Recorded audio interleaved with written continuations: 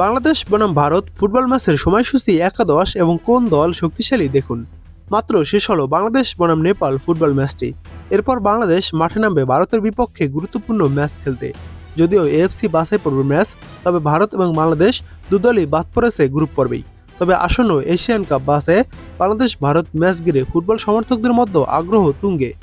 ম্যাচটিকে ঘিরে গত 10ই নভেম্বর দুপুর 2টা থেকে টিকিট বিক্রি শুরু হতেই মাত্র 6 মিনিটের মধ্যে সাধারণ গ্যালারি সব টিকিট বিক্রি শেষ হয়ে যায়। গত মার্চে এই ভারতের বিপক্ষে ম্যাচ দিয়েই এশিয়ান কাপের বাছাই পর্ব শুরু করেছিল বাংলাদেশ। শিলংয়ে অনুষ্ঠিত সেই ম্যাচ গোলশূন্য ড্র করে লাল সবুজের প্রতিনিধিরা। বেশ কয়েকটি ভালো সুযোগ পেলেও গোল করতে ব্যর্থ হয় হেভিয়ার ক্যাবরেরা শিশুরা।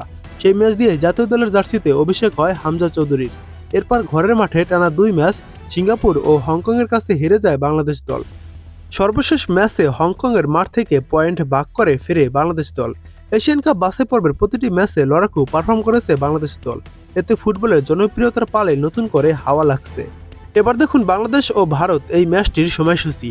এএফসি এশিয়ান কাপ কোয়ালিফিকেশনের এই ম্যাচটি শুরু হবে নভেম্বরের 18 তারিখ বাংলাদেশ সময় রাত 8টায় মাঠে নামবে বাংলাদেশ ও ভারত।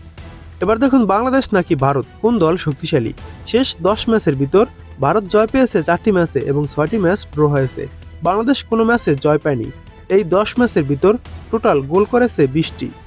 এই 20 গোলের মধ্যে বাংলাদেশ গোল দিয়েছে 7টি এবং ভারত গোল দিয়েছে 13টি।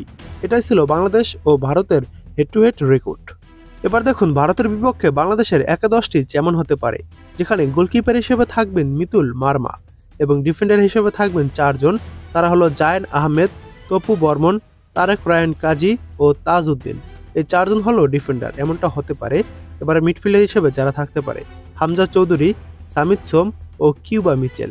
এই 3 জন হলো মিডফিল্ডার এবং ফরওয়ার্ড লাইনে রয়েছে 3 জন। তারা হলো ফয়সাল আহমেদ ফাহিম, রাকিব হোসাইন ও আল্লামিন হোসাইন। এটা হলো ভারত ম্যাচের জন্য বাংলাদেশের সেরা একাদশ। কোচ হেভিয়ার ক্যাবরেরা কোন একাদশ খেলান তা তিনি নিজেই জানেন।